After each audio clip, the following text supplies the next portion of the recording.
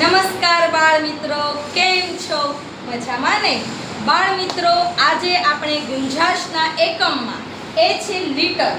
તો લીટર છે એ ક્યારે લીટરમાં મપાય, કઈ કઈ વસ્તુ મપાય એની માટે મેં સરસ મજાનું તમારી માટે ગીત બનાવ્યું છે. તો ચાલો આપણે એક સાથે ગાઈએ.